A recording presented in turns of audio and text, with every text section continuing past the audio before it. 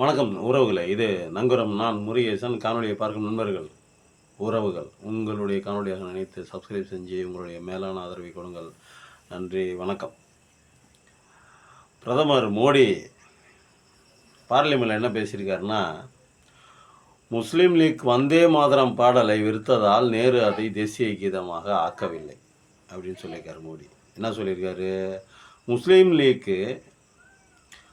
League கட்சி வந்தே மாதரம் பாடலை வெறுத்தது.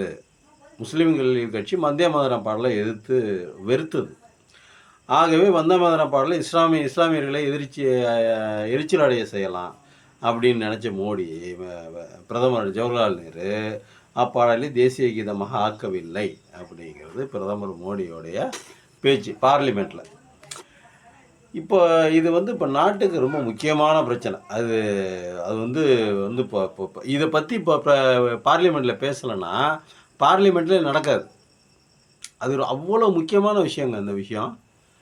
ஏங்க, அது 150 வருஷத்தை வந்தே மாதரம் பாட்டு 150 வருஷம் ஆயிடுச்சு. அந்த வந்தே மாதரம் பாட்டை இப்போ பிரதமர் இதில் பேசலைன்னா இந்த அவை நடக்காது, நாடு சுத்தாது, நாடு தன்னுடைய ரொட்டீன் ஒர்க்கை இழந்துடும். அப்படி தான் நம்ம பார்க்க வேண்டியிருக்குது. இது ரொம்ப முக்கியமாக போகுது. இல்லை, நான் தெரியாமல் கேட்குறேன்.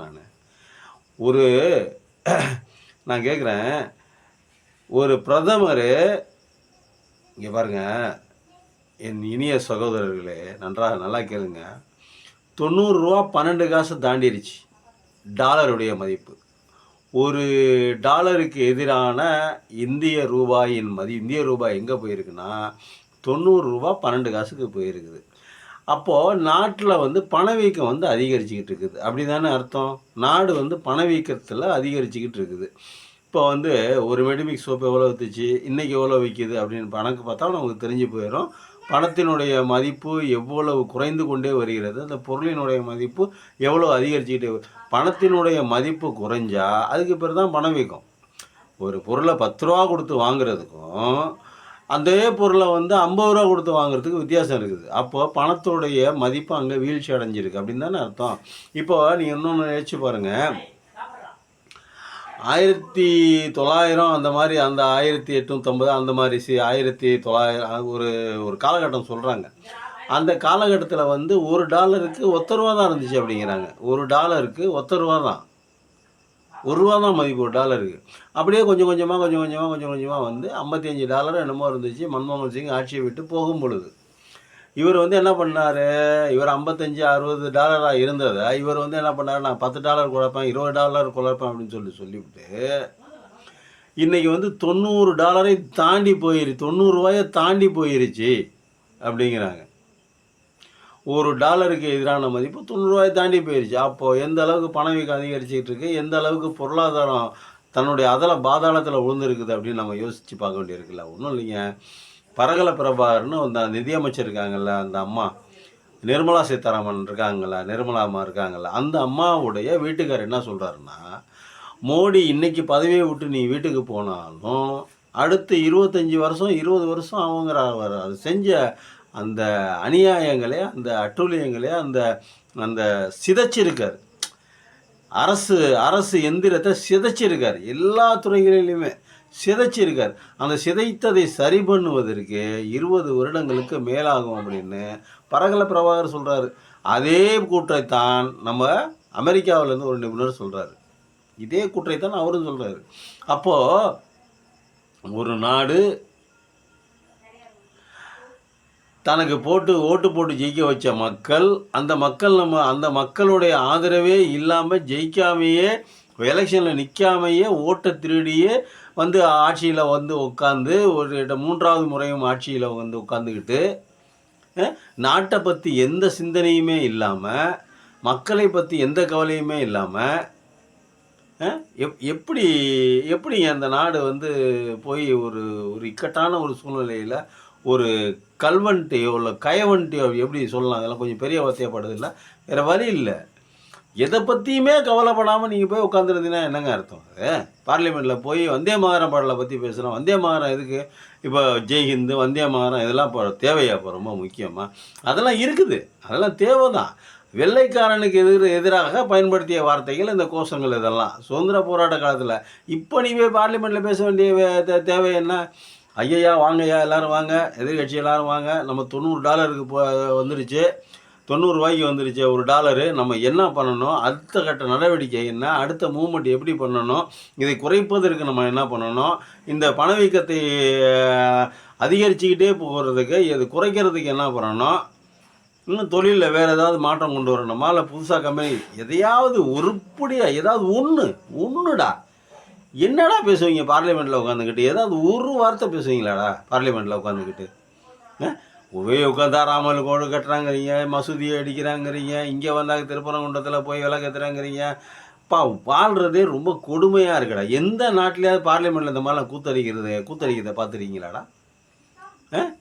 ஏன்னா இப்படி பண்ணுவீங்க நீங்கள்? அநியாயம் அட்டுழியம் பண்ணுறீங்க நீங்கள். ஒரு நாட்டை நாசமாக 150 கோடி பேர்லாம் உங்களுக்கு சாதாரணமாக படுதா? அவர்களுடைய வாழ்க்கையெல்லாம் இப்போ சாதாரணமாக படுதா? ஒரு பக்கெட்டு பணக்காரனாகவே ஆகிட்டுருக்கான், ஒரு பக்கெட்டு ஏழையாகவே ஆகிட்டுருக்கான். அந்த டிஃப்ரெண்ட் இன்னும் அதிகரிச்சுட்டு இப்படியே மேலே போய்கிட்டே இருக்குது. முதல்ல காங்கிரஸ் கட்சியில் இவ்வளோ இருந்தது, இப்போ அப்படியே மோடி ஆட்சியில் அப்படியே வர வர வர வர பணக்காரன் மேலே போய்கிட்டே இருக்கான், ஏழை கீழே போய்கிட்டே இருக்கான். என்ன நிர்வாகம் நடத்துகிறாங்க, என்ன பண்ணுறாங்க, என்ன இலவு எடுக்கிறாங்க, ஒன்றும் தெரியல. எல்லாத்தையும் ப்ரைவேட்டில் மாற்றி கொடுத்துட்டான். இந்தியன் ஏர்லைன்ஸ் இருந்துச்சு, ஏர் இண்டியா இருந்துச்சு. இதெல்லாம் அரசாங்கம் ஜவஹர்லால் நேரு காலத்திலேருந்து ஆரம்பித்து ஒன்றா இந்திரா காந்தியில் ஆரம்பிச்சு, ராஜீவ் காந்தியில் ஆரம்பித்து ஒவ்வொரு பிரதமர்களாக இந்த அரசாங்கத்துக்கு என்ன தேவை, இந்த நாட்டுக்கு என்ன தேவை, இந்த மக்களுக்கு என்ன தேவைன்னு சொல்லிட்டு ஒன்று ஒன்றா கொண்டாந்து சேர்த்து வச்சுருந்தாங்க. வங்கி தனியார்கிட்ட இருந்ததை பூரா இப்போ கவர்மெண்ட்டுக்கு ஆக்குனாங்க, கவர்மெண்ட்டாக மாற்றினாங்க, தேசிய உடைமை ஆக்குனாங்க. டாட்டாக்கிட்ட இருந்த ஏர் இண்டியாவை இந்தியன் ஏர்லைன்ஸு, ஏர் இண்டியா, இதெல்லாம் இந்த மாதிரி விமானங்கள்லாம் எல்லாத்தையுமே பிடிங்கி இதில் சேர்த்தாங்க. இப்போ நீங்கள் என்ன பண்ணுறீங்க அப்படின்னா, எல்லாத்தையும் கொண்டு ப்ரைவேட்டில் விட்டு எனக்கு என்ன, என் வெங்காயத்துக்கு என்னன்னு நீங்கள் போய்ட்டு உட்காந்துருந்தா இந்த நாட்டு மக்களோட நிலைமை. இண்டிகோ இன்றைக்கி போகிற போக்கு, இண்டிகோ எங்கேயா போகுது? 65%, 64% ஷேரு, மார்க்கெட் ஷேராக இந்த இண்டிகோ நிறுவனம் வச்சுருக்குன்னு காணொலிகள் பூரா கதறுது. யாரை கேட்டு 64 இது கொடுத்தீங்க? இந்தியன் ஏர்லைன்ஸ் என்னாச்சு? இந்தியன் ஏர்லைன்ஸ் என்னங்க, நமக்கு ரெண்டு ஏர்ஃபோர்ஸ் இருக்கணும் இல்லை, ரெண்டு ஏர்லைன்ஸ் இருக்கணும்ல. நமக்கு இந்தியன் ஏர்லைன்ஸ் எதுக்கு? இந்தியாவுக்குள்ளே பயணிக்கிறதுக்கு இந்தியன் ஏர்லைன்ஸு. அமெரிக்காவை நீ ப்ரைவேட்டில் அமெரிக்காங்கிறேன், இந்தியாவிலேருந்து வெளிநாடுகளுக்கு போகிறதுக்கு ஏர் இண்டியா இருந்தது அதானே. அது இன்டர்நேஷ்னல் போகிறதுக்கு ஏர் இண்டியா இருந்தது. இந்தியாவுக்குள்ளார போகிறதுக்கு ஏர்லைன்ஸ் இருந்துச்சு, இந்தியன் ஏர்லைன்ஸ் இருந்துச்சு. அப்போது நீங்கள் ரெண்டையுமே கொண்டு போய் காவு கொடுத்து விட்டு எல்லாத்தையும் ப்ரைவேட்டைசேஷனு, அவனுக்கு 60%, இவனுக்கு 20%, அவனுக்கு 40% கவர்மெண்ட்டில் இருந்ததை பூரா பிரித்து கொடுத்துட்டு அந்த பணத்தை வாங்கி வாயில் போட்டுக்கிட்டு அதானிக்கு அம்பானிக்கு கொண்டு போய் அதை கொண்டு கொடுத்து விட்டு அவங்க என்ன பண்ணுறாங்க இப்போ? நீ நல்லா யோசிச்சு பாருங்கள், நீங்கள் நல்லா யோசிச்சு பாருங்கள்.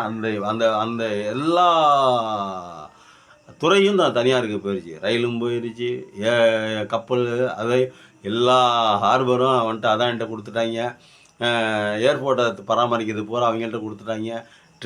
பல ட்ரெயினு ஒரு சில ட்ரெயினை பூரா தனியாருக்கு ஒப்படைச்சிட்டாங்க. அப்புறம் என்ன தான் நீங்கள் கவர்மெண்ட் என்ன தான் பண்ணணும்? எல்லாத்தையும் ப்ரைவேட்டு கொடுத்துட்டா அரசாங்கத்தினுடைய வேலை என்ன? அரசாங்கத்தினுடைய பங்கு எங்கே இருக்குது? இப்போ ஒன்றும் இல்லைங்க, இப்போ அமெரிக்காவிலேருந்து வெளியேற்றினான். எப்படி வெளியேற்றினா? இந்தியர்களை சட்ட விரோதமாக வந்திருந்த இந்தியர்கள் அப்படின்னு சொல்லிவிட்டு, விரோதமாக எங்கள் நாட்டுக்குள்ளே வந்திருந்தவங்க இந்தியர்கள் அப்படின்னு சொல்லிவிட்டு வெளியேற்றினான். ஆயிரக்கணக்கான பேரை வெளியேற்றினா 2.5 லட்சத்துக்கு மேலே அங்கே இருக்காங்க அப்படிங்கிறாங்க. 2 லட்சம் 3 லட்சம் பேருக்கு மேலே அங்கே சட்டவிரோத குடியேறிகள் அங்கே இருக்காங்க அப்படிங்கிறாங்க. சட்டவிரோதமாக அமெரிக்காவில் நுழைஞ்சவங்க. இப்போ அவங்க எப்படி கொண்டு வந்தால், அதாவது சண்டைக்கு போகிற ஃப்ளைட் இருக்குல்ல, அந்த ஃப்ளைட்டில் உட்கார்றது வசதி இருக்காது ஒன்றுங்க. சும்மா தளவாடங்களை கொண்டு போகிறது, வீரர்களை கொண்டு போகிறதுக்கு தான் அது. தளவாடங்கள் கொண்டு போகிற இடத்துல சரியான பாத்ரூம் இல்லை, சரியான வசதி இல்லை. அந்த இடத்துல போட்டு நூற்றுக்கணக்கான பேரை ஒரே ஏரோப்ளேனில் அடைச்சி கொண்டாந்து ஜம்மு காஷ்மீரில் கொண்டாந்து இறக்கி விட்டான். ஸ்ரீநகர்லேயே எங்கேயோ கொண்டாந்து இறக்கி விட்டு போயிட்டான். இதே மாதிரி 2-3 தடவை பண்ணான். பிரதமர் மோடி அங்கே போய் உட்காந்து பேசிக்கிட்டு இருக்கும்போதே, அங்கே ட்ரம்புக்கிட்ட பேசிக்கிட்டு இருக்கும்போதே அங்கேருந்து ஆலயத்தை அனுப்பிச்சி விட்டான். அப்போ என்ன தான் பிரதமருக்கு என்ன பிரதமர் விஸ்வகுருங்கிறாங்க, உலகமே பயப்படுதுங்கிறாங்க, இந்தியாவில் அப்படியே நல்லாட்சி மலருதுங்கிறாங்க. என்னடா ஒரு வெங்காயத்தையுமே காணா. உன்னை உட்காந்துக்கிட்டு உன்கிட்ட பேசிக்கிட்டே மூஞ்சில கறியை பூசி அங்கேருந்து யார் இது ஆளுங்களை கூட்ட அனுப்பிச்சி விட்டான். அப்போ என்ன தான் நீ எதுக்கு தான் நீ பிரதமர் என்ன தான் வேலை பார்க்குற நீ எதுக்கு தான் வேலை பார்க்குற? இப்போ நம்மள்ட்ட அந்த ஏர் இண்டியா இருந்துச்சுனாக்கா நம்ம ஒரு 10 ஃப்ளைட் அனுப்பிச்சி விட்டே போடா ஏழை பூரா நான் அழைச்சிக்கிறேன்டா நீ தேவையில்லாமல் நீ எங்கால போய் குப்பையாட்டா நீ கொண்டு வராத நீ எங்காலுக்கு என்ன குப்பையா மனிதர்களா குப்பையாடா நாங்கள் ஏற்றிக்கிறேன்டா அப்படின்னு சொல்லிட்டு நீ ஏர்போர்ட் நீ ஏர் இண்டியா அனுப்பிச்சி விட்டு நீ ஒரு 4 ஃப்ளைட் அனுப்பிச்சி விட்டு கூப்பிட்டு வரலாம்ல கூப்பிட்டு வரலாமா கூடாதா? அதை பூரா தனியாட்ட தடவாத்து கொடுத்துட்டியே எந்த ஃப்ளைட் அனுப்புவ நீ? அப்படி என்ன உனக்கு என்ன தனியார் மோகம் உனக்கு என்ன அப்படி என்ன இது பண்ணி கிடக்குது? நீ மக்களை விட உனக்கு மக்கள் ஓட்டு போட்டாங்களா கார்பரேட் கம்பெனிக்காரங்க ஓட்டு போட்டாங்களா? இன்றைக்கி கார்பரேட் கம்பெனிக்காரங்க எங்கே போயிட்டாங்க அப்படின்னாக்க நீ உன்னால் ஒன்றுமே பண்ண முடியாத அளவுக்கு போயிட்டாங்க. நீ அதான் நீ மிரட்டிட முடியுமா? இன்றைக்கி அம்பானியை மிரட்டிட முடியுமா? இந்தியா ஓனரை நீ மிரட்ட முடியுமா? எல்லாம் சேர்ந்து உடனே மிரட்டுவாங்க, கவர்மெண்ட்டை மிரட்டுவாங்க. நீ பார்த்துக்கிட்டே நீ வேடிக்கை நீ இப்படியே போயிட்டே இருந்தா எல்லா கார்பரேட்டும் சேர்ந்து நாங்கள் சொல்கிறத நீ செய் இல்லை அப்படின்னா உடனே ஆட்சியிலேருந்து தூக்கிடுவோம்னு சொல்லிட்டு உடனே மிரட்ட போகிறாங்க. என்ன நடக்குதுன்னு பார்த்துக்கிட்டே இரு. நன்றி, வணக்கம். கொஞ்சம் சப்ஸ்கிரைப் பண்ணுங்கள். நன்றி.